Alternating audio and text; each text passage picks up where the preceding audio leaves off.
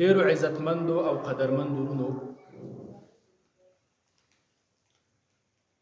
الله سبحانه وتعالى په منګ او تاسو باندې ډیر بشمار انعامات کړي دي. د ټولو نه عظیم انعام دا دی چې منګ او تاسو یې مؤمنان مسلمانان په امت د محمد عربي صلی الله علیه وسلم کې پیدا کړي. محمد مصطفی صلی الله علیه و آله وسلم د تمام انبیاء علیهم الصلوات والتسلیمات سردار دی او د الله سبحانه وتعالى نه رستا د هر چا نه غوره دی. بعد از خدا بزرگ توی قصه مختصر. الله سبحانه وتعالى رب دی، الله دی، معبود دی او د هغه نه ما سوا د هر چانه محمد عربي هاشمي صلی الله علیه وسلم غوره دی. نو موږ او تاسو د هغه مبارک په دې عظیم امت کې الله پیدا کړو. دا د الله پاک یو عظیم انعام او کرم دی په موږ او تاسو باندې. او هر کله چې الله سبحانه وتعالى منګه په امت د نبی اکرم سید عالم صلی الله علیه وسلم کې پیدا کړو، نو بس دا سرچشمه د نعمتونو ده چې د نبی علیه الصلاة والسلام مبارک امتی شوي، نو بیا په نعمتونو باندې سر دي. په دنیا کې هم اساني ده او په آخرت کې هم اساني ده. د نورو پخوانو پیغمبرانو علیهم السلام په دینونو کې ډیره سختی وه. د موسی علیه السلام په دین کې دومره سختی وه که یو ځای ور چا بېلمازه شو نو هغه به په انځنه باندې نه مانځي کېده، د هغې کپړې نه به یې هغه ځای پرې کاو. دومره سخت حکم. دغه شانته د موسی علیه السلام قوم چې کله نافرماني وکړه او ګناه یې وکړله،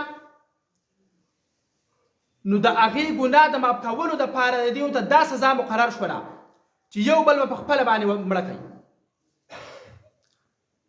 خپل مابین کې به راولګئ او یو بل به قتل کوي. نو هلې به ستاسو توبه قبلېږي.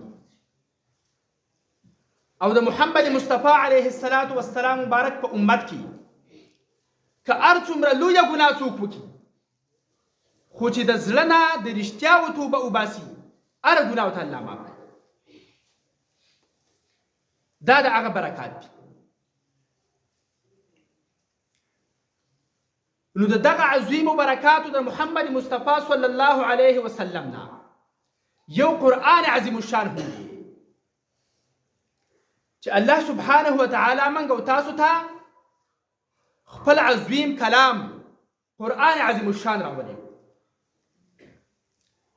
نور کتابونه آسماني هم راغلي دي، خو لیکن د قرآن عظیم الشان مرتبه د ټولو آسماني کتابونو نه بهتره او غوره ده. په ټولو کې بهتر قرآن عظیم الشان دی. او دغه عظیم کتاب موږ او تاسو له الله پاک راکړی. د قرآن عظیم الشان دومره فضایل دي او دومره برکات دي چې د هغې بیانول او ټول په کتابونو کې راجمع کول دا ناممکن دي.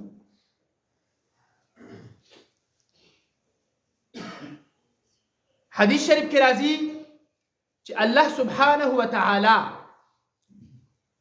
مخکې د پیدا کولو د مخلوقات یې رانه پیدا کړي. د دې نه 1000 کاله مخکې سورة طه او سورة یاسین ولوستلو. ملائک علیهم الصلوات والتسلیمات دا واورېده، ډېر زیات په تعجب کې شو ملائک علیهم السلام. او ملائکو علیهم السلام فرمایل چې ډېر عظیم زیری دی، ډېر عظیم زیری دی د هغه امت دپاره چې په کوم امت کې به دا کلام نازلېږي. هغه زیری الله سبحانه وتعالى منګو تاسو لراو او قرآن عظیم الشان منګه تراولي.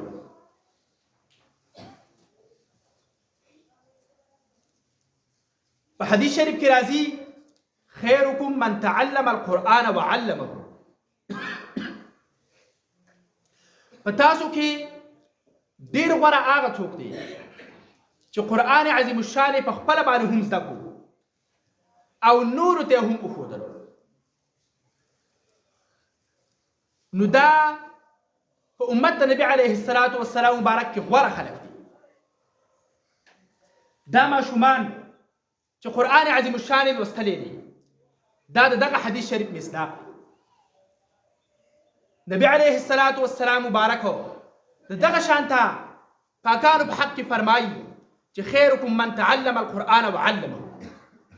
چې قرآن عظیم الشان ځان له زده کړو دا غوره دی په تاسو کې او چې نور ته وښودلو دا په تاسو کې غوره دی. نو دې ماشومانو د الله پاک دا فضیلت ورکړو. د قرآن عظیم الشان برکات ورته نصیب شو.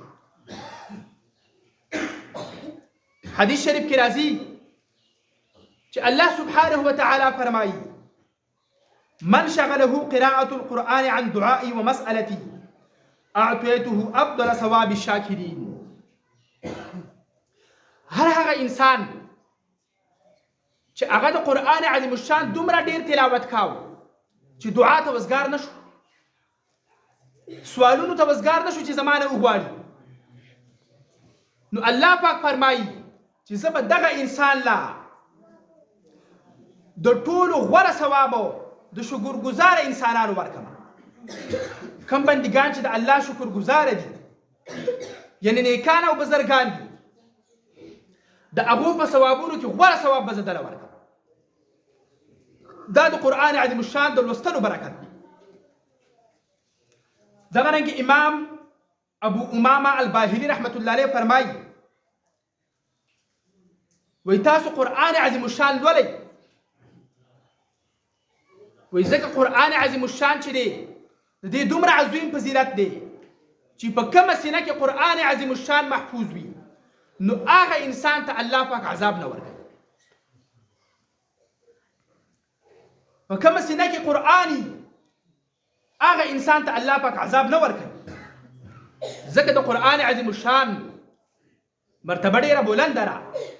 بل روایت کې راځي وایي که چېرته قرآن عظیم الشان د څرمنې وی لکه څرنګه چې دا انسانان او دا نور حیوانات دي نو وی قرآن عظیم الشان به ور نشولی سوځولی، تکلیف به ورته نشوی ورکولی. نو هر هغه انسان چې د هغه په سینه کې قرآن پاک محفوظ شي، د الله کلام په سینه کې محفوظ شي، نو هغه انسان ته هم الله پاک عذاب نه ورکوي. داسې برکات الله پاک قرآن عظیم الشان له ورکوي. حضرت عبدالله ابن مسعود رضی الله تعالی عنه فرمایي وی اقرأوا القرآن فإنكم تؤجرون عليه بكل حرف منه 10 حسنات. تاسو قرآن عظیم الشان لولئ، وی ځکه د قرآن عظیم الشان په هر یو حرف باندې به تاسو ته 10 نیکۍ درکولی کېږي.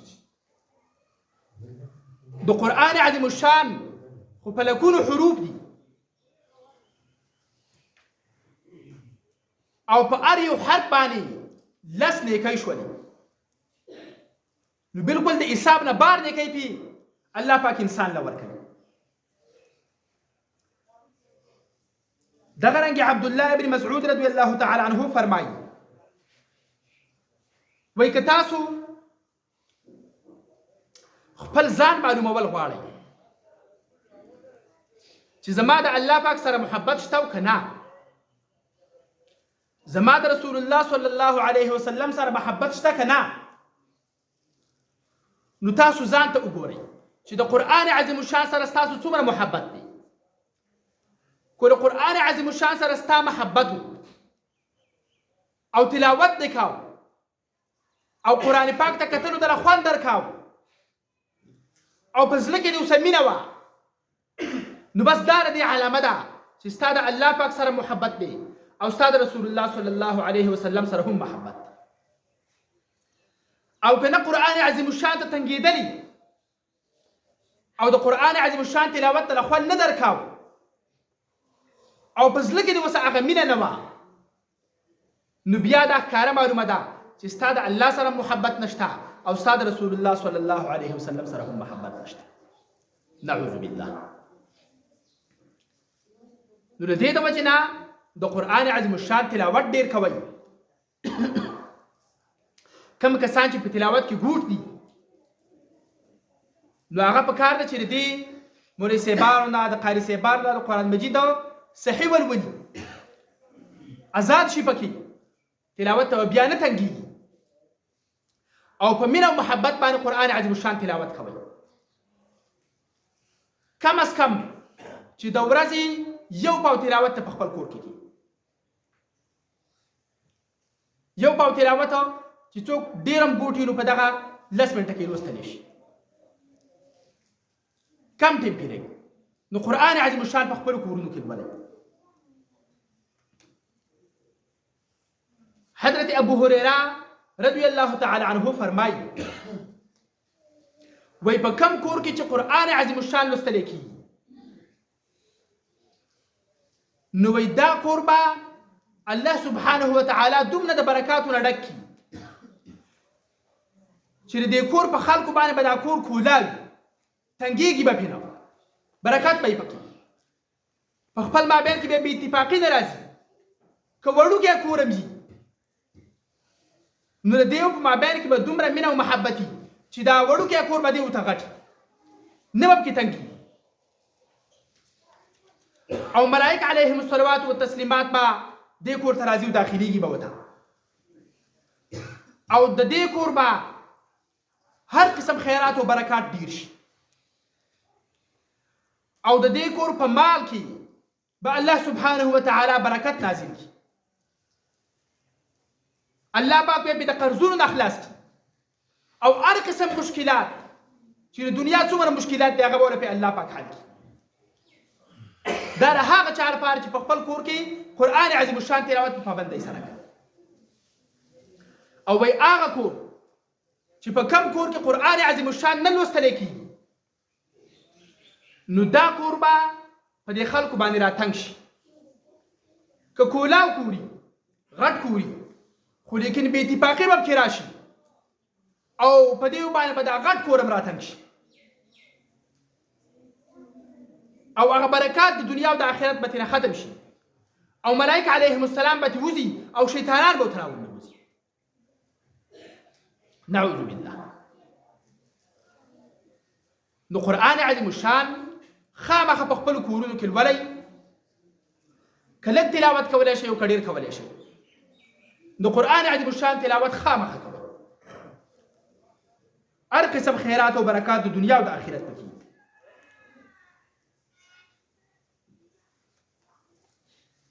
امام احمد بن حنبل رحمت الله علیه خوب ولیده، وای په خوب کې د الله سبحانه وتعالی نه تپوس کوي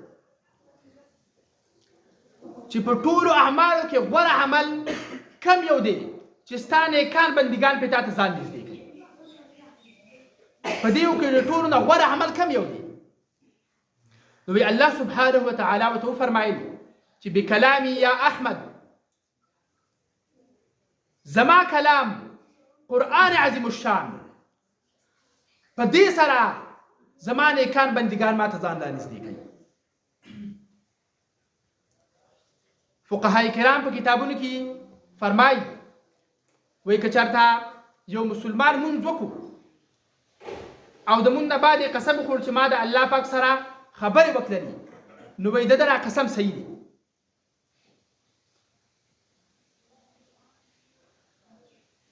ځکه چې په مونځ کې دی د الله سبحانه وتعالی کلام بولي،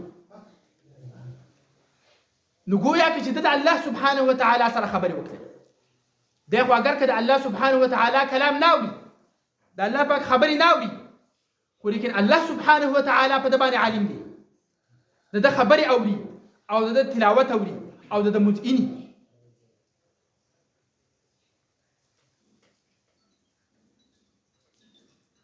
داسې فضایل الله سبحانه وتعالی دې عظیم کلام لره ورکړي. او قرآن عظیم الشان چې دی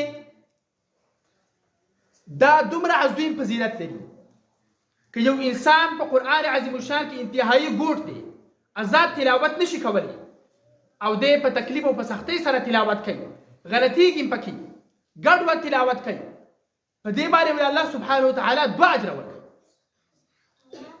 یو اجر پرې تلاوت ورکوي او بل اجر د دې تکلیف ورکوي چې دا دومره تکلیف په ځان باندې تیری او د الله پاک کلام دی. نو دا څوک نه وایي چې زه ګوټې موسیقي قرائت نشم کولی، تلاوت نه کوم، بلکې څوک چې په ګوټ دی هغه په الله 2 اجر ورکوي. د الله پاک کرم خو سیواري خو لږ محنت خو غواړي که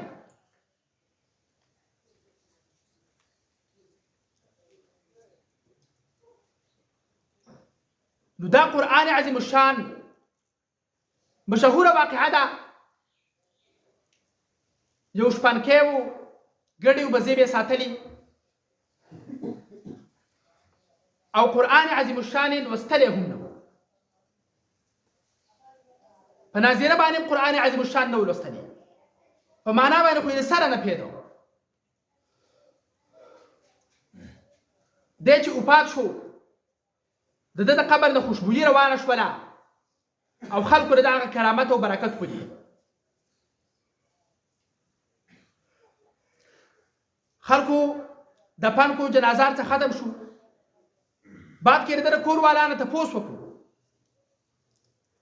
چې دې څه داسې نیک عمل کوو چې الله پاک ورته دومره عظیم اجر او ثواب ورکړو چې په دنیا کې خلکو ته کرامت ښکاره شو. هغې ورته وویله چې د ده دا عمل چې د قرآن عظیم الشان لوستلی نه و خو قرآن پاک به یې راواغسته او په دې کرښه باندې به یې لاس راښکو، په یوه کرښه به یې لاس راښکو او وبه یې ویل یا الله تا چې په دې کرښه کې څه فرمایي دی هغه حق دی او زما په ایمان دی، تا رښتیا ویلي. په بله کرښه به یې لاس راښکو یا الله تا رښتیا ویلي. په دې وزر به یې قرآن عظیم الشان ختم کړو.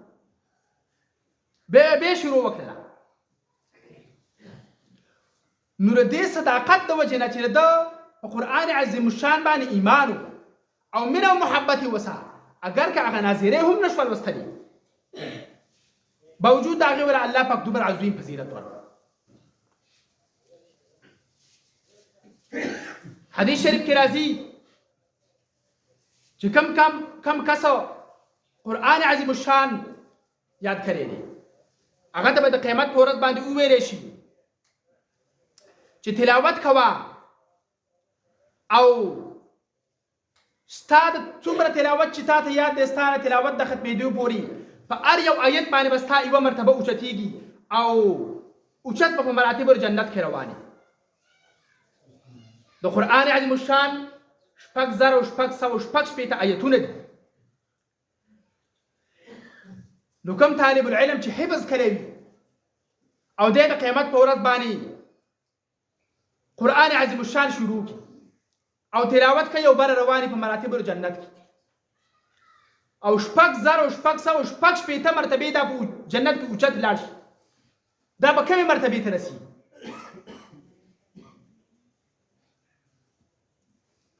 داسې فضایل الله سبحانه وتعالی د قرآن عظیم الشان نه ورکړي. نو عرض مې دا کاو چې د نبي علیه الصلاة والسلام مبارک د برکت نه الله پاک موږ او تاسو ته ډېر زیات نعمتونه راکړي دي، خو که موږ او تاسو یې شکرګزاري وکړو، د دغه نعمتونو ناشکري ونه کړو، نو هر قسم خیرات او برکات زموږ او ستاسو مخې ته. الله سبحانه وتعالی دې موږ او تاسو ته د قرآن عظیم الشان د تلاوت او د علم هغه مرتبه را نصیب کړي. دا فضایل د قرآن عظیم الشان دا د صحیح عقیدې د مسلمانانو دپاره دي. هغه خلکو چې په زړه عقیده د اهل سنت والجماعت باندې مضبوط او قایم ولاړ دي او د نبي علیه الصلاة والسلام مبارک لار، د صحابه کرامو لار، د امامانو لار، د پیرانو د طریقت لار دا یې نه وي پرېښي نو هغو ته الله سبحانه وتعالی دغه برکات ورکوي او که څوک نعوذ بالله په دغه عقیده باندې او په زړه لار باندې په زوړ دین باندې استقامت ونکړي نو د هغو دپاره بیا الټه عذاب دی حدیث شریف کې راځي رب تال من القرآن والقرآن يلعنه ډېر کله ته به یو کس تلاوت کوونکی وي د قرآن عظیم الشان خو لیکن قرآن پاک په ده باندې لعنت وي دا قرآن عظیم الشان په ده باندې الټه لعنت وي ثواب ولا نشته په دې تلاوت باندې به دته عذاب بیروي دغه رنګ حدیث شریف کې راځي اکثر منافقي هذه الامه قراؤها اکثر منافقین د دې امت به قاریان قاریانو ته منافقین ویلي دي چې منافقان به دا کوم قاریان دي دا هغه قاریان دي چې تلاوت یې دپاره د ریایي او عقیدې صحیح نه د عقیدې نه خراب شوی دي زوړ دین او زړه عقیدې پرېښي حدیث شریف کې راځي علیکم بدین العجائز لازم دی په تاسو باندې هغه دین د بوډایګانو یعنی د پخوا زمانې نه چې کوم دین را چلېدلی دی او د هغې هغه بوډاګانو ته او د ډېر عمر والا خلکو ته علم دی نو هغه دین راټینګ کوي هغه حق دین دی ځکه چې هغه پخواني خلکو ته باطل وبي او ته د مشرکان وبي او بدعتیانو ته وبي نو دا دین خو د هغو په واسطه دلته راغلی دی موږ تاسو باندې خو نوی نه دی نازل شوی که نه چې هغو ته بدعتیان او مشرکان وي نو دا دین به موږ تاسو ته څوک رارسوي نو د هغه زړو خلکو هغه لار راټینګه کوي هلې به دا فضایل او برکات تاسو ته میلاوي بل روایت کې راځي ما آمن بالقرآن من استحل محارمه په قرآن عظیم الشان باندې هغه انسان ایمان نه دی راوړی چې کوم انسان د قرآن عظیم الشان کې چې کوم شنو ته حرام ویلی شوي دي او دی هغه شي نه حلال ګڼي او د هغه حرام شنو نه ځان نه ساتي قرآن عظیم الشان چې کوم څه ته حرام وایي د هغې نه ځان نه ساتي او چې په کوم څه باندې حکم کوي نو هغه باندې عمل نه کوي دی نو د په قرآن عظیم الشان باندې ایمان وای نه دی راوړی حقیقتا دی حقیقي مؤمن او مسلمان نه دی بل روایت کې راځي ان العبد لا يفتتح سورة فتلعنه حتى يفرغ منها یو انسان بای هغه به قرآن عظیم الشان کولاو کی یو صورت بلولي وای دا صورت به په ده باندې تر هغه پورې لعنت وای تر څو پورې چې بس کړی دی دا ولې ذکر د نیت صفانه دی نیت دریایی عقیده خرابی په قرآن عظیم الشان باندې عمل نه نو بیا د ده دپاره د قرآن عظیم الشان هغه فضایل نشته بلکې د ده لپاره بیا عذاب دی نو الله سبحانه وتعالی دې موږ او تاسو ته په قرآن عظیم الشان باندې د عمل کولو توفیق را نصیب او الله سبحانه وتعالی دې موږ او تاسو د قرآن عظیم الشان د هغه فضایلونه او د برکاتونو نه محرومه کوي واخر دعوانا ان الحمد لله رب العالمين اللهم صل على سيدنا وشفيعنا وحبيبنا محمد وآله وسلم